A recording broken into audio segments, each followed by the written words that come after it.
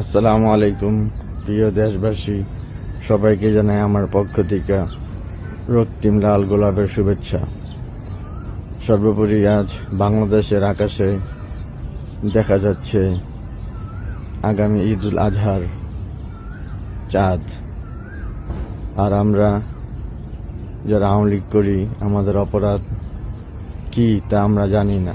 হ্যাঁ ভাই, আওয়ামী লীগের সবাই ভালো এটা বলবো না, আওয়ামী লীগে খারাপ আছে, তো খারাপদেরকে বিচার করেন, আইনের আওতায় আনেন। যারা ভালো আছে তাদেরকে বাড়িতে থাকতে দেন। আজকে জীবনের এই প্রথম ঈদুল ফিতর চলে গেল, আজকে এক জায়গায় ঈদুল আজহা আছে। যদি বেঁচে থাকি তারপর যেতে পারবো না, আমাদের অপরাধ, আমরা আওয়ামী লীগ করি।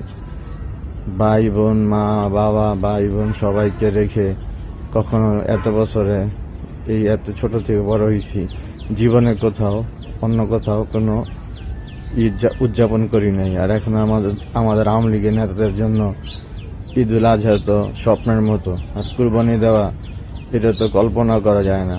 কারণ আমরা আছি সবাই বিপদে, আর বিপদের মুহূর্তে আমাদেরকে সাহায্য করছে যারা। আমার ব্যক্তিগত ব্যাপারে আমার হাতে গোনা কিছু মানুষ আমাকে অনেক সাহায্য করছে, যাদের প্রতি আমি কৃতজ্ঞ জানাই। আমি নামগুলি বলতে পারলাম না, যদি আপনারা ছোট হয়ে যান। এই জন্য আমি যদি কোনো একদিন কোনো বড় অবস্থানে যেতে পারি, ইনশাল্লাহ এই মানুষগুলোকে কখনোই ভুলবো না। তাদের পাশে দাঁড়াবো, তাদের সাথে থাকবো, বুকে বুক মিলিয়ে অন্তরের ভিতরে তাদেরকে আমি লালন করব। আর যারা আমার এই বিপদে আমাকে সামান্য সহযোগিতা না করে আমাকে ব্লক মারছে অনেক, তোমরা ভুলে যাও অতীতে তোমরা আমার সাথে থাকার জন্য নাচানাচি করতা, কত কিছু করতা, আর আজ ভুলে গেছো আমায় আর করতেছ বেইমানি।